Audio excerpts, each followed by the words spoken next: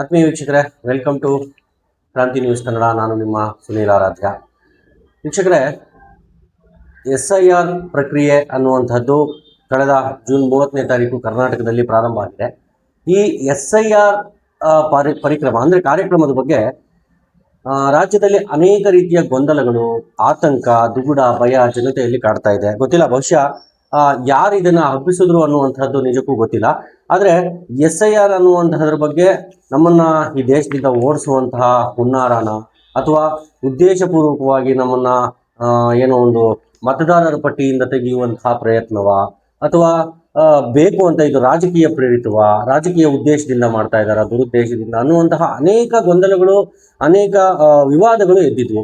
ಆದರೆ ಈ SIR ಅಂದ್ರೆ ಏನು, ಈ ಕಾರ್ಯಕ್ರಮ ಏನು ಅನ್ನುವಂತಹ ಪೂರ್ತಿ ಒಂದು ವಿಚಾರವನ್ನು ತಿಳಿದುಕೊಳ್ಳೋದಕ್ಕೋಸ್ಕರ ನಾವು ಇವತ್ತು ಚಿಕ್ಕಬಳ್ಳಾಪುರದ ಸರ್ಕಾರಿ ನೌಕರರ ಸಂಘದ ಜಿಲ್ಲಾ ಕಾರ್ಯದರ್ಶಿಗಳಾದಂತಹ ಶ್ರೀಯುತ ಅಮರನಾಥ್ ಅವ್ರ ಜೊತೆ ಕೂತಿದ್ದೀವಿ. ಅವ್ರ ಮುಖಾಂತರನೇ ಅಧಿಕೃತವಾದಂತಹ ವ್ಯಕ್ತಿಗಳಾಗಿದ್ದರಿಂದ, ಸರ್ಕಾರದಿಂದ ನೇಮಿಸಲ್ಪಟ್ಟಿರುವಂತಹ ಅಧಿಕೃತ ವ್ಯಕ್ತಿಗಳು, ಏನೋ BLO ಅಥವಾ BLA ಈ ರೀತಿಯ ವ್ಯಕ್ತಿಗಳಿಂದಾನೇ ತಿಳಿದುಕೊಂಡ್ರೆ ಚೆನ್ನಾಗಿರುತ್ತೆ ಅನ್ನುವ ಉದ್ದೇಶದಿಂದ ನಿಮ್ಮ ಒಂದು ಕ್ರಾಂತಿ ನ್ಯೂಸ್ ಇವತ್ತು ಚಿಕ್ಕಬಳ್ಳಾಪುರದ ಜಿಲ್ಲಾ ಸರ್ಕಾರಿ ನೌಕರರ ಸಂಘದ ಕಾರ್ಯದರ್ಶಿಗಳಾದಂತಹ ಅಮರನಾಥ್ ಅವರನ್ನ ಕಾಂಟ್ಯಾಕ್ಟ್ ಮಾಡಿದ್ದೀವಿ.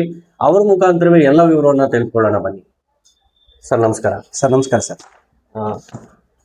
ಸರ್ ಏನು ಅಂದ್ರೆ, ಈ SIR ಅನ್ನುವಂತಹ ಕಾರ್ಯಕ್ರಮ ಜೂನ್ 30ನೇ ತಾರೀಕಿಂದ ಸ್ಟಾರ್ಟ್ ಆಗಿದೆ. ಸೊ ಈ ಕಾರ್ಯಕ್ರಮದ ಬಗ್ಗೆ ಸರ್ ಅನೇಕ ಗೊಂದಲಗಳು ಸಮಾಜದಲ್ಲಿ, ಅನೇಕ ಒಂದು ಆತಂಕ ಇದೆ. ಇದ್ರ ಬಗ್ಗೆ ಸ್ವಲ್ಪ ವಿವರವನ್ನ ಬಹಳ ಸಿಂಪಲ್ ಆಗಿ ಜನಕ್ಕೆ ಅರ್ಥ ಆಗೋ ರೀತಿ ತಿಳಿಸ್ಕೊಡಿ ಸರ್ ದಯವಿಟ್ಟು. ಆತ್ಮೀಯ ವೀಕ್ಷಕರೇ, ಎಲ್ರಿಗೂ ನಮಸ್ಕಾರ.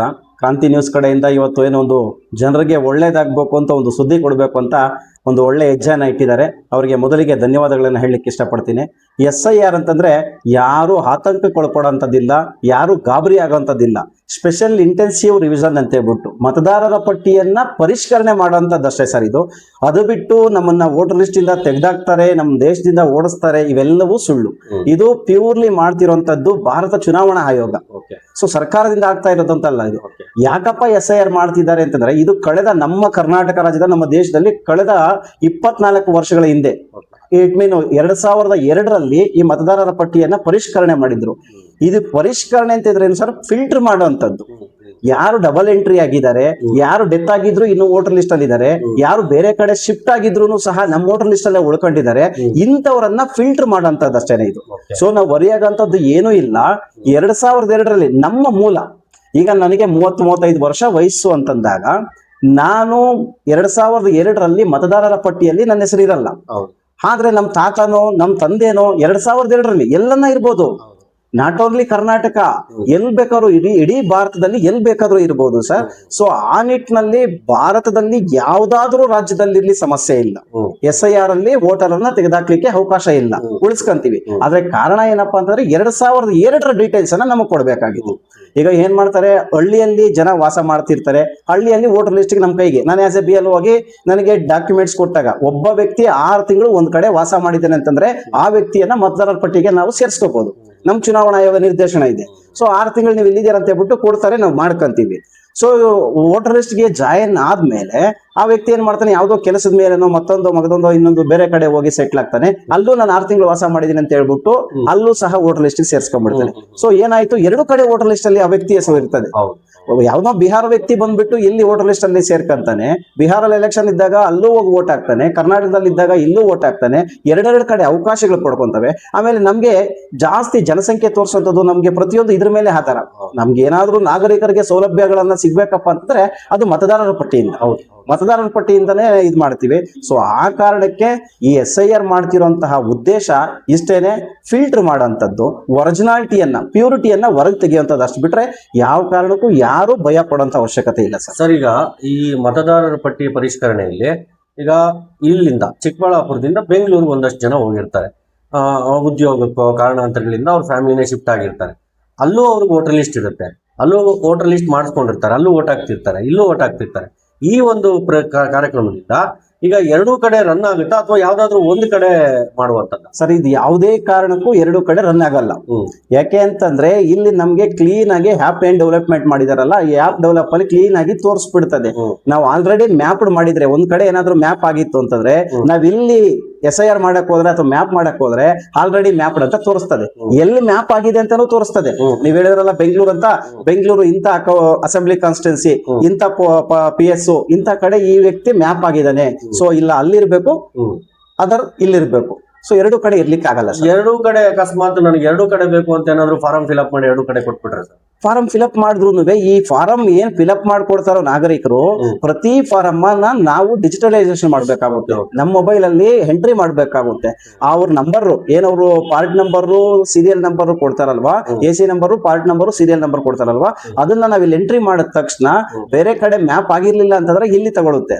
ಇನ್ ಕೇಸ್ ಬೇರೆ ಕಡೆ ಮ್ಯಾಪ್ ಆಗಿದ್ರೆ ಇಲ್ಲಿ ತಗೊಳಲ್ಲ, ಆಲ್ರೆಡಿ ಮ್ಯಾಪ್ ಅಂತ ಬಂದ್ಬಿಡ್ತದೆ. ಯಾವ BLO ಮಾಡಿದ್ದಾರೆ, ಯಾವ ಭಾಗದಲ್ಲಿ ಮಾಡಿದ್ದಾರೆ, ಯಾವ ಕ್ಷೇತ್ರದಲ್ಲಿ ಮಾಡಿದ್ದಾರೆ ಅಂತ ಹೇಳ್ಬಿಟ್ಟು ಕ್ಲೀನ್ ಆಗಿ ತೋರಿಸುತ್ತೆ ಸರ್. ಸೊ ಇದರಲ್ಲಿ ಈಗ 59,000 ಜನ BLOಗಳನ್ನ ಅಪಾಯಿಂಟ್ ಮಾಡಿದೆ ಆಯೋಗ ಅಂತ ಹೇಳ್ಬಿಟ್ಟು ಬಂದಿದೆ. ಈ BLOಗಳ ಪಾತ್ರ ಏನು ಸರ್?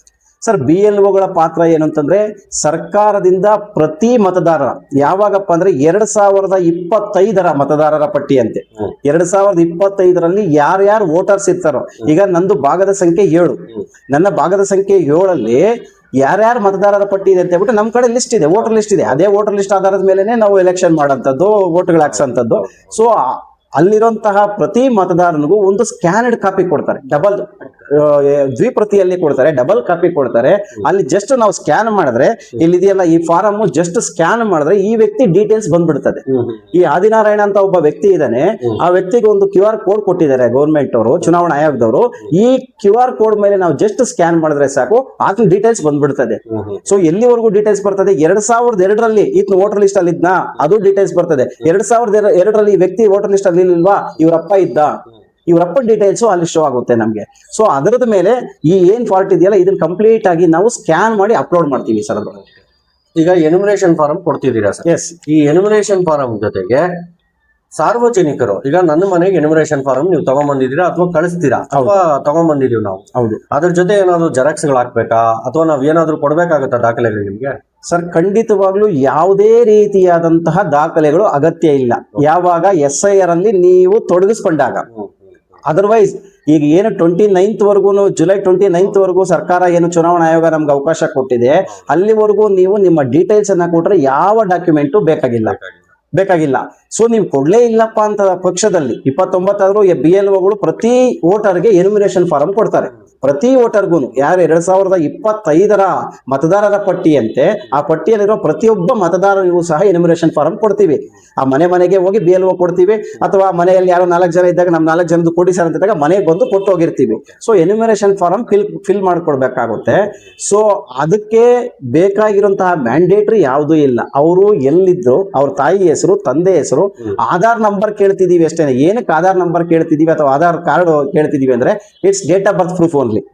ಡೇಟ್ ಆಫ್ ಬರ್ತ್ ಸಲುವಾಗಿ ಮಾತ್ರ. ಡೇಟ್ ಆಫ್ ಬರ್ತ್ ನನಗೆ ಹಂಗೆ ಗೊತ್ತು, ನಾನು ಆಧಾರ್ ಕಾರ್ಡ್ ಕೊಡಲ್ಲ ಅಂತಂದ್ರೆ ನಥಿಂಗ್ ಟು ವರಿ, ಬೇಕಾಗಿಲ್ಲ, ನಾವು ತಗೊಳ್ಳಲ್ಲ. ಅದು ಮ್ಯಾಂಡೇಟ್ರಿನೂ ಅಲ್ಲ. ಆಧಾರ್ ಕಾರ್ಡ್ ನಂಬರ್ ಹಾಕ್ಲೇಬೇಕು ಅನ್ನೋದು ಈಗಾಗಲೇ ನಾವು ಆಧಾರ್ ಸೀಡಿಂಗ್ ಮಾಡ್ಬಿಟ್ಟಿದೀವಿ. ಎಲ್ರದ್ದು ಇದೇ BLOಗಳು, ನಾವೇ BLO ಆಗ್ಬಿಟ್ಟು ಎಲ್ರದ್ದು ಆಧಾರ್ ಸೀಡಿಂಗ್ ಮಾಡ್ಬಿಟ್ಟಿದೀವಿ. ಸೊ ಆಧಾರ್ ಸೀಡ್ ಆಗಿದೆ, ಆಧಾರ್ ಕಾರ್ಡು ಬೇಕಾಗಿಲ್ಲ, ಯಾವುದೇ ರೀತಿಯಾದಂತಹ ದಾಖಲೆಗಳು ಬೇಕಾಗಿಲ್ಲ. ನಿಮ್ಮ BLO ಕಡೆನೆ ಆಲ್ರೆಡಿ 2002 ವೋಟರ್ ಲಿಸ್ಟು ಸಹ ಇರ್ತದೆ.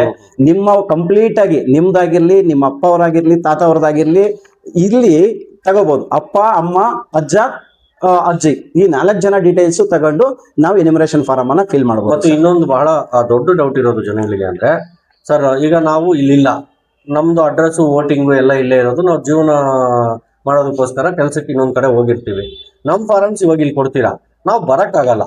ಈ ಫಾರಮ್ಸ್ ನಲ್ಲಿ ಯಾರು ಕೊಡ್ಬೋದು ಅಥವಾ ಯಾರನ್ನ ನಮ್ಮ ಬದಲಾಗಿ ಫಿಲ್ಅಪ್ ಮಾಡ್ಬೋದಾ, ಸೈನ್? ಸೊ ಚುನಾವಣಾ ಆಯೋಗದವರು ಸ್ಪಷ್ಟವಾಗಿ ನಿರ್ದೇಶನ ಕೊಟ್ಟಿದ್ದಾರೆ. ಅನ್ಬು ಕುಮಾರ್ ಸಾಹೇಬರು ಸ್ಪಷ್ಟವಾಗಿ ನಿರ್ದೇಶನ ಕೊಟ್ಟಿದ್ದಾರೆ. ಈ ತರ ಯಾವುದೋ ಒಂದು ಕೆಲಸದ ಮೇಲೋ, ವಿದ್ಯಾಭ್ಯಾಸದ ಮೇಲೋ ಬೇರೆ ಬೇರೆ ಕಡೆ ವಾಸ ಮಾಡ್ತಿದ್ದಾಗ ಅವರು ಸ್ಪಷ್ಟವಾಗಿ ಆದೇಶ ಕೊಟ್ಟಿದ್ದಾರೆ. ಆ ಮನೆಯವರು ಈಗಾಗಲೇ ಮಾಹಿತಿ ನಮ್ ಕಡೆ ಇರ್ತದೆ, BLOಗಳ ಕಡೆ ಕಂಪ್ಲೀಟ್ ಮಾಹಿತಿ ಸಿಗುತ್ತೆ. ಯಾರ್ದು ಎಕ್ಸೆಪ್ಟ್ ಲೇಡೀಸ್, ಹೊಸದಾಗಿ ಮದುವೆ, ಕಳೆದ 20 ವರ್ಷಗಳಿಂದ ಮದುವೆ ಆಗಿ ಬಂದಿರುವಂತಹ ಲೇಡೀಸ್ದು ಒಂದಷ್ಟು 5 to 10% ಬಿಟ್ರೆ ಇನ್ ರಿಮೈನಿಂಗ್ 90 90% ಮಾಹಿತಿ ಎಲ್ಲಾ BLOಗಳ ಕಡೆನೂ ಇದೆ ಸರ್. ಸೊ ಅವರೇ ಸೈನ್ ಮಾಡ್ಬೇಕಾಗಿಲ್ಲ, ಅವ್ರ ಮನೆಯವ್ರು ಯಾರು ಮಾಡಿದ್ರು ಓಕೆ ಸರ್. ಮನೆಯಲ್ಲಿ ಯಾರೋ ಒಬ್ರು ಎಲ್ಲಾ ಫಾರಮ್ಸ್ಗೂ ಸೈನ್ ಮಾಡಿ ಕೊಡ್ಬೋದು. ಮಾಡ್ಬೋದು ಸರ್, ಮಾಡ್ಬೋದು, ಸಮಸ್ಯೆ ಇಲ್ಲ. ಅವ್ರು ಬೇರೆ ಕಡೆ ಇದ್ದಾಗ ಅವ್ರ ಬದಲು ಇವ್ರು ಸೈನ್ ಮಾಡ್ಕೊಡ್ಬೋದು. ಇನ್ನೊಂದೇನು ಅಂದ್ರೆ ಸರ್, ಈ ಎಲಿಮಿನೇಷನ್ ಫಾರಮ್ ಈಗ ಫಿಲಪ್ ಮಾಡುವಂತದ್ದು ದೊಡ್ಡ ತಲೆನೋವಾಗಿದೆ. ಆಲ್ಮೋಸ್ಟ್ ಎಲ್ಲಾ ಕಡೆ BLOಗಳು ಪಾಪ ಅವ್ರ ಕೆಲಸ ಅವರೇ ಮಾಡ್ಕೊಡ್ತಿದ್ದಾರೆ. ಅವ್ರ ಕೆಲಸ ಬಿಟ್ಟು ಫಾರಮ್ ಅನ್ನು ಫಿಲಪ್ ಮಾಡ್ಕೊಡೋ ಕೆಲಸ ಕೂಡ ಮಾಡ್ತಿದ್ದಾರೆ. ನೀವು ಒಂದ್ಸರಿ ನಮ್ಗೆ ಫಾರಂ ಯಾವ ರೀತಿ ಫಿಲಪ್ ಮಾಡಬೇಕು ಅನ್ನೋದ್ರ ಬಗ್ಗೆ ಒಂಚೂರು ಮಾಹಿತಿ ಕೊಟ್ಬಿಟ್ರೆ ನಾವು ಅದನ್ನ ವೀಕ್ಷಕರಿಗೆ ಈ ಮುಖಾಂತರ ಅದನ್ನ ತೋರಿಸೋದ್ರ ಮುಖಾಂತರ ಅವ್ರಿಗೆ ಸ್ವಲ್ಪ ಈಸಿ ಮಾಡೋಣ ಅಂತ ಸರ್. ಸರಿ ಸರ್, ಶೂರ್. ಇದು ಎನ್ಯುಮರೇಷನ್ ಫಾರಂ ಅಂತ ಕರಿತೀವಿ. ಇಲ್ಲಿ ಮತದಾರರು ಬಂದ್ಬಿಟ್ಟು 2025 ಮತದಾರರ ಪಟ್ಟಿಯಲ್ಲಿ ನಮ್ಮ ಭಾಗದಲ್ಲಿ, ಸೊ ಇವ್ರಿಗೆ 40 ವರ್ಷಕ್ಕಿಂತ ಜಾಸ್ತಿ ವಯಸ್ಸಾಗಿರೋದ್ರಿಂದ ಇವರು 2002 ಮತಪಟ್ಟಿಯಲ್ಲಿ ಇದ್ದಾರೆ ಸರ್. 2002 ಮತಪಟ್ಟಿಯಲ್ಲಿ ಇವರ ಭಾಗದ ಸಂಖ್ಯೆ, ವಿಧಾನಸಭಾ ಕ್ಷೇತ್ರದ ಸಂಖ್ಯೆ ಬಂದ್ಬಿಟ್ಟು 65, ಭಾಗದ ಸಂಖ್ಯೆ ಬಂದ್ಬಿಟ್ಟು 7, ಅವರ ಕ್ರಮ ಸಂಖ್ಯೆ ಬಂದ್ ಹೇಳ್ಬಿಟ್ಟು, ಸೊ ಈ ವ್ಯಕ್ತಿಯನ್ನ ಹೆಲ್ಪ್ ಫಿಲ್ ಮಾಡಬೇಕು. ಯಾವಾಗ 2002 ವೋಟರ್ ಲಿಸ್ಟ್ ಅಲ್ಲಿ ಇದ್ದಾಗ, ಆ ಮತದಾರ ಪಟ್ಟಿಯಲ್ಲಿ ಇದ್ದಾಗ, ನಿಮ್ಮ ಎನ್ಯುಮರೇಷನ್ ಫಾರಂ ನ ಎಡಗಡೆಗೆ ಮೊದಲ ಕಾಲಮು, 1ನೇ ಕಾಲಮು, 2ನೇ ಕಾಲಮು, 3ನೇ ಕಾಲಮ್ ಅಂತ 3 ಕಾಲಮ್ ಇದಾವೆ. ಎಡಗಡೆಗೆ, ನಿಮ್ಮ ಎಡಗಡೆಗೆ ಆ ವ್ಯಕ್ತಿ ಹೆಸರನ್ನ ಬರೆಯಬೇಕಾಗುತ್ತದೆ. ಮೊದಲನೇ ಪೋರ್ಷನ್ ಏನು ಸರ್? ಮೊದಲನೇ ಪೋರ್ಷನ್ ಇದು ಅವ್ರದ್ದು ಸರ್, ಈಗಾಗಲೇ ಪ್ರೀ ಪ್ರಿಂಟೆಡ್ ಆಗಿರ್ತದೆ ಅವ್ರ ಹೆಸರು. 2025 ಮತದಾರರ ಪಟ್ಟಿಯಲ್ಲಿ ಅವ್ರು ಇರುವಂತಹ ಕರ್ಮ ಸಂಖ್ಯೆ, ಅವ್ರು ಯಾವ ಭಾಗದ ಸಂಖ್ಯೆ, ಈಗ ಇರುವಂತಹ ಸರ್ಕಾರಿ ಕಿರಿಯ ಪ್ರಾಥಮಿಕ ಶಾಲೆ ಸೊ ಚಿಕ್ಕಬಳ್ಳಾಪುರ ಇದೆ, ಅವ್ರ ಫೋಟೋ ಇದೆ. ಸೊ ಅವ್ರ ಫೋಟೋನ ಒಂದು ಹೊಸ ಫೋಟೋ ಹಾಕಿದ್ರೆ, ಕಲರ್ಫುಲ್ ಫೋಟೋ ಹಾಕಿದ್ರೆ ಇಲ್ಲಿ ಅದನ್ನು ಸಹ ಅಪ್ಲೋಡ್ ಮಾಡೋದು. ಈಗ ಅಕಸ್ಮಾತ್ ಅವ್ರ ಫೋಟೋ ಹಾಕ್ಲಿಲ್ಲಪ್ಪ, ಈ 29ನೇ ತಾರೀಕು ನಿಮ್ಗೆ ಕೊಡೋದ್ರೊಳಗಡೆ ಹಾಕಿಲ್ಲ ಅಂದ್ರೆ ಹಳೆ ಫೋಟೋನೇ ಇದ್ರೆ ಏನಾಗುತ್ತೆ? ಏನು ಸಮಸ್ಯೆ ಇಲ್ಲ ಸರ್. ಈಗ ಮ್ಯಾಕ್ಸಿಮಮ್ 80% ಕಲರ್ ಫೋಟೋ ಈಗಾಗಲೇ ಬಂದ್ಬಿಟ್ಟಿದೆ ಸರ್. 80% ಕಲರ್ ಫೋಟೋ ಬಂದ್ಬಿಟ್ಟಿದೆ. 20% ಯಾರು ಸೀನಿಯರ್ಸ್ ಇದಾರೆ ಅವ್ರದ್ದು ಮಾತ್ರನೇ ನಾವು ಆಲ್ಮೋಸ್ಟ್ BLOಗಳು ಏನ್ ಮಾಡ್ತಿದೀವಿ, ಪ್ರತಿಯೊಬ್ಬರು ಫೋಟೋ ಕಂಪಲ್ಸರಿ ಕೊಡಿ. ಯಾಕೆ ಅಂತಂದ್ರೆ ನಿಮ್ಮನ್ನ ರೆಕಗ್ನೈಸ್ ಮಾಡ್ಲಿಕ್ಕೆ ತುಂಬಾ ಈಸಿ ಆಗುತ್ತೆ ಅಂತ ಹೇಳ್ಬಿಟ್ಟು ಎಲ್ಲರ ಹತ್ರನೂ ಫೋಟೋ ಕಲೆಕ್ಟ್ ಮಾಡ್ತಿದೀವಿ ಸರ್. ಸೊ ಆ ನಿಟ್ಟಿನಲ್ಲಿ, ಸೊ 2002 ವೋಟರ್ ಲಿಸ್ಟ್ ಅಲ್ಲಿ ಇದ್ದಾಗ, ಮತ್ತೊಮ್ಮೆ ಹೇಳ್ತೀನಿ, ಎಡಗಡೆಗೆ ಆ ವ್ಯಕ್ತಿಯ ಎಡಗಡೆಗೆ ಎನ್ಯುಮರೇಷನ್ ಫಾರಂ ಅಲ್ಲಿ ಮತದಾರರ ಹೆಸರನ್ನ ಬರಿಬೇಕಾಗುತ್ತೆ ಸರ್. 2002 ಇರೋರ್ದು ಚೀಟಿ ಸಂಖ್ಯೆ ಅಂತ ಇದೆ, ಗುರುತಿನ ಚೀಟಿ ಸಂಖ್ಯೆ ಅಂತ ಇದೆ, ಇಲ್ಲಿ ಇಲ್ಲ. ಸೊ ಇದು ಲಭ್ಯವಿದ್ದಲ್ಲಿ, ಇದು ಮ್ಯಾಂಡೇಟರಿ ಇಲ್ಲ, ನಾವು ಬಿಟ್ಟರು ಸಂಬಂಧ ಇಲ್ಲ. ಸೊ ಇಲ್ಲಿ ಸಂಬಂಧಿ ಹೆಸರು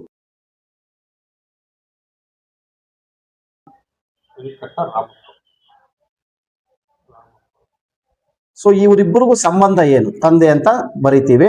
ಸೊ ಇಲ್ಲಿ ಜಿಲ್ಲೆ ನಾವು ಕೋಲಾರ ಅಂತ ಮೆನ್ಷನ್ ಮಾಡ್ತೀವಿ ಸರ್. ಯಾಕೆ ಅಂತಂದ್ರೆ ನಾವು 2002 ಮಾಹಿತಿಯನ್ನ ಫಿಲ್ ಮಾಡ್ತಿದೀವಿ. ಅಂದ್ರೆ 2002 ಎಲ್ಲಿತ್ತೋ ಏನು ಡೀಟೇಲ್ಸ್, ಹೌದು, ಅದೇ ಡೀಟೇಲ್ಸ್ ಅನ್ನ ಫಿಲ್ ಮಾಡ್ಬೇಕಾಗುತ್ತೆ ಸರ್. ಕೋಲಾರ ಅಂತ, ರಾಜ್ಯ ಕರ್ನಾಟಕ ಅಂತ ಫಿಲ್ ಮಾಡ್ತೀವಿ ಸರ್.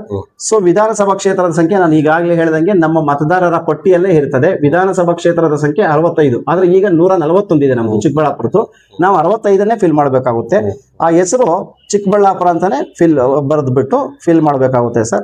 ಸೊ ಇಲ್ಲಿ ಕೇಳ್ತಾನೆ ಕ್ಷೇತ್ರದ ಸಂಖ್ಯೆ ಮತ್ತು ಹೆಸರು. ಸೊ ಇಲ್ಲಿ 65 ಚಿಕ್ಕಬಳ್ಳಾಪುರ ಅಂತ ಬರಿತೀವಿ. ಇನ್ನ ಭಾಗದ ಸಂಖ್ಯೆ ಬಂದ್ಬಿಟ್ಟು ನಾನು ಆಗ್ಲೇ ಹೇಳಿದೆ ನಿಮ್ಗೆ, ಸೀರಿಯಲ್ ನಂಬರ್ ಇಲ್ಲಿ 7 ಇದೆ, ಭಾಗದ ಸಂಖ್ಯೆ 7 ಅಂತ ಬರಿತೀವಿ. ಕ್ರಮ ಸಂಖ್ಯೆ ಈ ವ್ಯಕ್ತಿ 945 ಆಗಿದೆ ಸರ್ ವೋಟರ್ ಲಿಸ್ಟ್ ಅಲ್ಲಿ. ಸೊ ಇದಿಷ್ಟು ಮ್ಯಾಂಡೇಟರಿ ಸರ್. ಇದು 2002 ಇದ್ದಾಗ ಈ ಪೋರ್ಷನ್ ಫಿಲ್ ಮಾಡಿದ್ರೆ ಈ ಪೋರ್ಷನ್ ಫಿಲ್ ಮಾಡಂಗಿಲ್ಲ ಸರ್. It's very clear. ಎಡಗಡೆ ಭಾಗ ಫಿಲ್ ಮಾಡಿದಾಗ ಬಲಗಡೆ ಭಾಗ ಫಿಲ್ ಮಾಡಂಗಿಲ್ಲ, ಇಟ್ಸ್ ಕ್ಲಿಯರ್. ಆದ್ರೆ ಈ 3ನೇ ರೋ ಏನಿದೆಯಲ್ಲ, ಈ ಕೆಳಗಡೆ ಡೌನ್ ಪಾರ್ಟ್ ಏನಿದೆಯಲ್ಲ, ಇದೆಲ್ಲರಿಗೂ ಸಹ ಮ್ಯಾಂಡೇಟರಿ. ಇಲ್ಲಿ ಏನ್ ಕೇಳ್ತಾನೆ, ಜನ್ಮ ದಿನಾಂಕ ಕೇಳ್ತಾನೆ.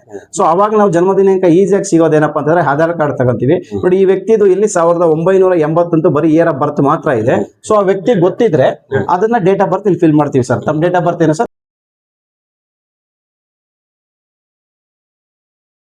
80.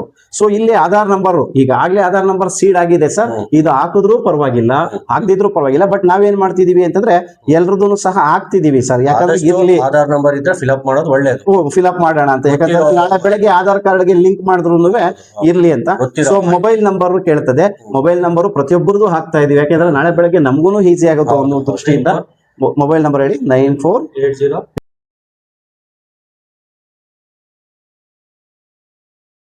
ನಂಬರು. ಹೌದು ಸರ್. ಈ ಗಂಡ ಹೆಂಡತಿ ಇರ್ತಾರೆ, ಒಬ್ಬರಿಗೆ ಹಾಕ್ಬೋದು ಸರ್, ಸಮಸ್ಯೆ ಇಲ್ಲ. ಇಷ್ಟು ಕಾರ್ಡ್ ಇದು ಮ್ಯಾಂಡೇಟರಿ ಇಲ್ಲ ಸರ್, ಇಲ್ಲಿ ಮ್ಯಾಂಡೇಟರಿ ಇಲ್ಲ. ಮೊಬೈಲ್ ನಂಬರ್ ಆಗಿರ್ಲಿ, ಆಧಾರ್ ನಂಬರ್ ಆಗಿರ್ಲಿ ಮ್ಯಾಂಡೇಟರಿ ಇಲ್ಲ ಸರ್, ತೆಗೆದುಕೊಳ್ಳಲ್ಲ. ಬಟ್ ಇಲ್ಲಿ ತಂದೆ ಹೆಸರು ತಾಯಿ ಹೆಸರು ಮ್ಯಾಂಡೇಟರಿ ಇದೆ, ಯಾಕೆಂದ್ರೆ ಅವ್ರು ಎಲ್ಲಿಂದ ಬಂದ್ರು ಅನ್ನೋದಕ್ಕೆ ಒಂದು ಮೂಲ ಬೇಕು ಅಂತ. ಸೊ ಇವ್ರ ತಂದೆ ಹೆಸರು ಮತ್ತೆ ಬರೀತೀವಿ ವೆಂಕಟರಾಮಪ್ಪ ಅಂತ, ತಾಯಿ ಹೆಸರು ಐಡಿ ಕಾರ್ಡ್ ನಂಬರ್ ಇದ್ರೆ ಇಲ್ಲಿದೆ ವೆಂಕಟರಾಮಪ್ಪ ಅಂತ ಹೇಳ್ಬಿಟ್ಟು 935. ಈ ವೆಂಕಟರಾಮಪ್ಪ ಅವ್ರದ್ದು ಇಲ್ಲಿದ್ರೆ ಈ ಐಡಿ ನಂಬರ್ ಹಾಕ್ಬೋದು, ಇಲ್ಲ ಹಾಕ್ದೇನು ಸಮಸ್ಯೆ ಇಲ್ಲ. ಸಂಗಾತಿ ಹೆಸರು ಕೇಳ್ತಾನೆ, ಅಂದ್ರೆ ಸ್ಪೌಸ್, ಇದರ ಗಂಡ ಅಥವಾ ಹೆಂಡತಿ, ಇವರ ಹೆಂಡತಿ ಹೆಸರನ್ನ ಇಲ್ಲಿ ಬರೀತೀವಿ.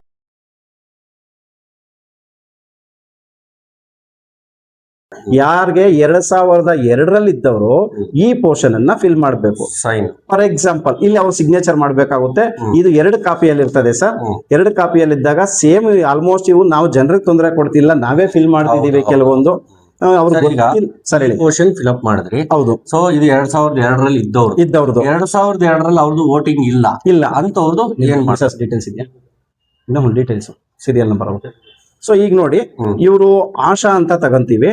ಸೊ ಇವರು ಈ ಆದಿನಾರಾಯಣಪ್ಪ ಅವರ ಸಂಗಾತಿ, ಮಿಸ್ಸಸ್ ಧರ್ಮಪತ್ನಿ ಆಗಿರ್ತಾರೆ. ಇವರು ಬೇರೆ ಬೇರೆ ಊರಿನಿಂದ ಮದುವೆ ಆಗಿ ಬಂದಿರ್ತಾರೆ. ಸೊ ಮದುವೆ ಆಗಿ ಬಂದಾಗ ಇಲ್ಲಿ ಈ ಆದಿನಾರಾಯಣಪ್ಪ ಅವ್ರದ್ದಾಗಿರ್ಲಿ, ಕದ್ರಮ್ಮ ಅವ್ರದ್ದಾಗಿರ್ಲಿ, ವೆಂಕಟರಾಮಪ್ಪ ಅವ್ರದವ್ರಿಗೆ ಡೀಟೇಲ್ಸ್ ತಗೊಳಲ್ಲ.